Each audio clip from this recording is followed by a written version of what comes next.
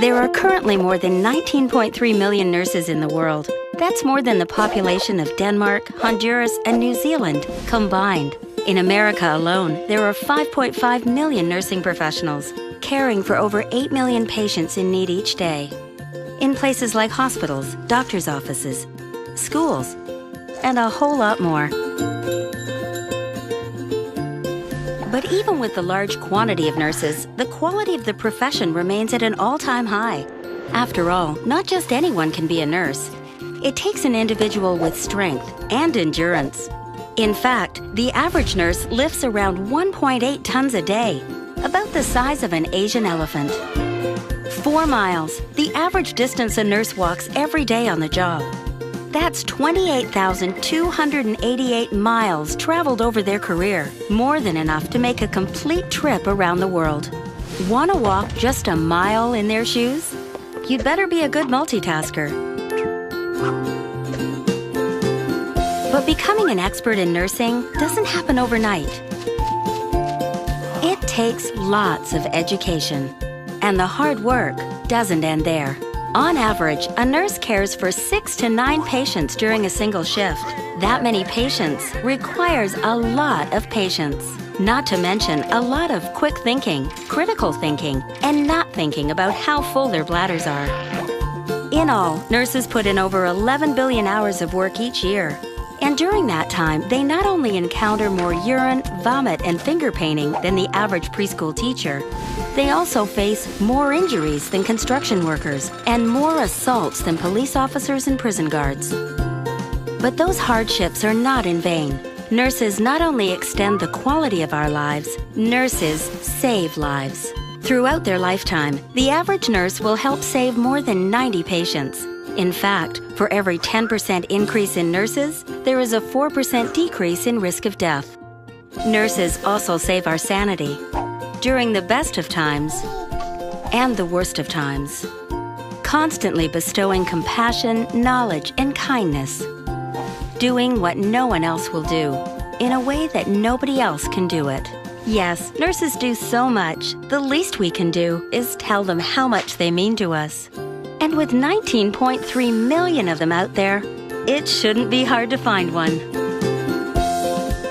Share your appreciation for these remarkable individuals using #NursesWeek. This is Claire. She works at Tampa General as a registered nurse. Hello. Do you want to tell us what floor you work on?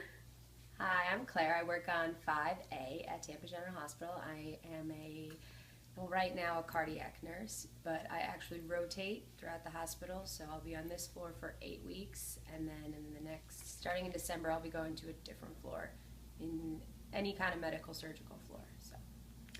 Okay, so let's jump into it. What made you choose a career in nursing? I decided I wanted to be a nurse when I was in high school. I knew I didn't want to work at a job where I'd have to sit behind a desk. And I like the idea of getting to talk to people all day and helping people when they're sick and at their most, vulnerable, and just being able to move around and have the daily schedule just always changing, and it's not going to be the same kind of day ever. It never is. So that was what really kind of drew me to it. And then in high school, I decided obviously I was only going to apply to colleges that had nursing schools, which brought me to Tampa. I went to UT for 4 years, got my bachelor's, and here I am now. What is it about your personality and skills that help you fit into the role of a nurse? I think if you're going to be a nurse, you have to have very thick skin. You also need to be very forward and comfortable talking to people, all different types of people. I have come into contact with some interesting characters throughout my past with nursing. Even during school, during my clinical hours, you would always come in contact with different kinds of people, and you just have to be able to walk into a room and feel comfortable knowing that there's probably going to be 3 strangers sitting there asking you a million different questions, and just being prepared to have good communication skills. Can you tell us a little bit about your hours and your schedule as they have been going this year? I work three 12-hour shifts a week, So I was formerly working days, which was 7 a.m. to 7 p.m., which was pretty brutal and long, and I was feeling like I was like trapped there all day because it's just like the rest of the world is going on and you're just there and dive into that world in the hospital. And I was really not liking getting up in the morning. My alarm going off at 5:15 was not working for me. So I recently switched to working nights. I work 7 p.m. to 7 a.m. 3 nights a week, which for me has been so much better just because I'm more of the stay up till 4 a.m. when I have off watching Netflix, and then when I don't have off I go to work and I come home in the morning, eat some breakfast, shower, and go to bed, which for me has been a lot easier. So. Can you describe your worst day on the job and then go into your best day on the job? Well, I think the worst days are the ones where you'll come in and we usually have 5 patients. So you come in and say you have 2 empty beds, which means that 2 patients, you're going to get 2 new admissions, which is always, it's hard because you have your 3 patients that you already have, you know what you have to do with them, and then you'll just kind of get thrown 2 new ones. And when you're trying to balance, getting the new patients settled and getting everybody else comfortable, it's a lot. And I think those are really hard days for me because I just feel like I'm constantly catching up and trying to get everything done and make sure that the people that are just getting there who are already, nervous and not feeling great, get them settled, take care of everybody else, and get everything done within 12 hours. Like, you think that you have enough time and you never do. You're always playing catch up. My best days are when I think I'm just, I come in, I get report really pretty quickly, good report from whoever's giving me the patient. Just knowing what I have to do, having it all laid out for me, and being able to just get things done in a timely manner. Those are my good days. What are some of the skills or traits you need to do your job well as a nurse? You have to be incredibly organized. Can't get overwhelmed easily. You have to be able to take different things and just be able to deal with it. It's never going to be a cookie cutter day. Things go wrong. It's just, you have to be able to take what comes at you and just act on it. Not get overwhelmed, be organized, try and stick to your schedule as best as you can. What are the people you work with like at Tampa General? What's the environment there? Oh, it's a team. We're a team. Everybody from nursing to housekeeping, from unit clerks, everybody really does work together. And that's the only way that you can do it, because if you're trying to collaborate people's care, one person couldn't do it.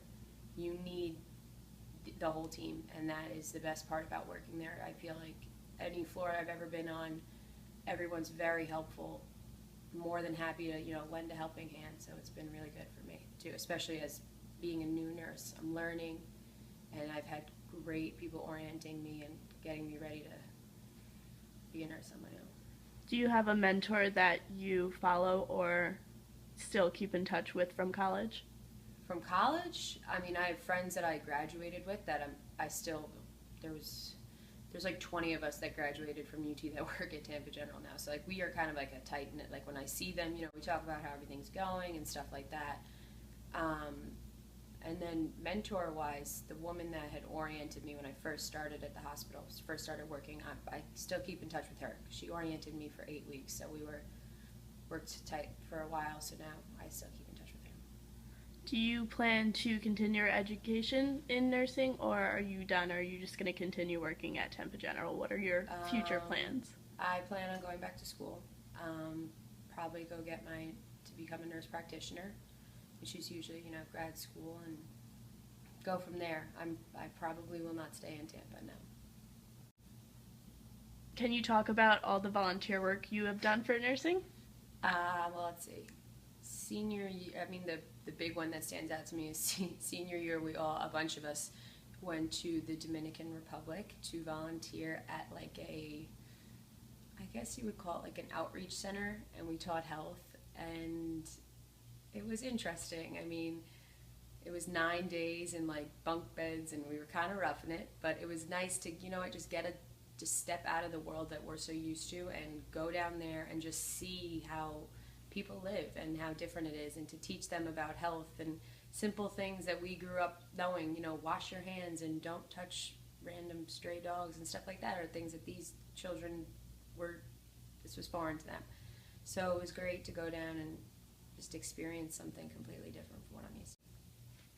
And what advice would you give to those considering a nursing profession? Run. No, I'm kidding. Stick with it. School is really hard. It was difficult for me. It's a lot. Clinical hours and getting your work done and studying and having a social life. But it's definitely well worth it. The hours are kind of awesome, and it's a fun job. It's a fun career. There's a lot you can do with it. You can work in a hospital, anywhere. There's so many different places that you can go with nursing. So if you're interested in it, to just stick with it and do that.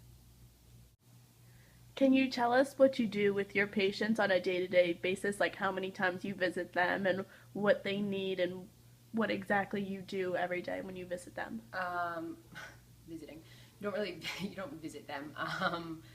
What you're doing is you go in at like 6:45, you get your patient assignment, which is usually 5 patients. Room numbers, what they came in with, go to the nurse who had them throughout that day, figure out like what the plan is.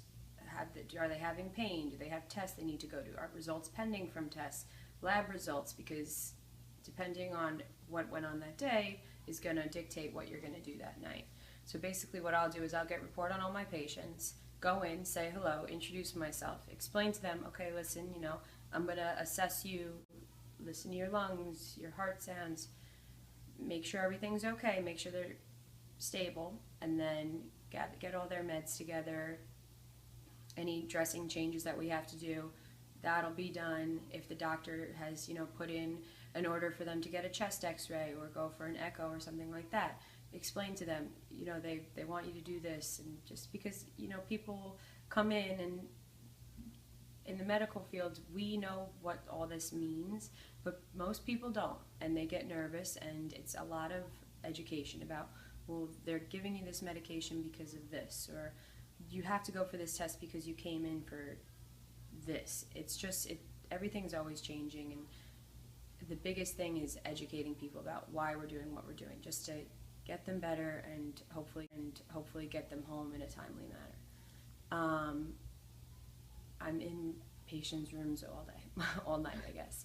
It's, constant in and out, making sure they're comfortable, making sure they got something to eat, or they're thirsty, or they're not eating if they're not supposed to be, and stuff like that. It's just, every patient is different, and I think that's what the best part about nursing is just the different people I've come in contact with and how it works throughout the day. Have you ever dealt with the loss of a patient, and how do you deal with that? Yeah, I have, and it's like a raw situation. A lot of the last time I was when I was working in a hospital in New York, and it's hard because his family is there and they're upset, and unfortunately when I see people cry, I cry. So like that's always kind of awkward because I'm like weeping too, and I do feel the loss of my patients not the same way obviously family members do, but in a similar sense of that you feel close to that person, you were with that person in their most vulnerable state, and that can be really difficult, and it's hard to see families grieving, and I often do grieve for my patients, even when they're just really sick and I know that their prognosis isn't good. I carry a heavy heart sometimes.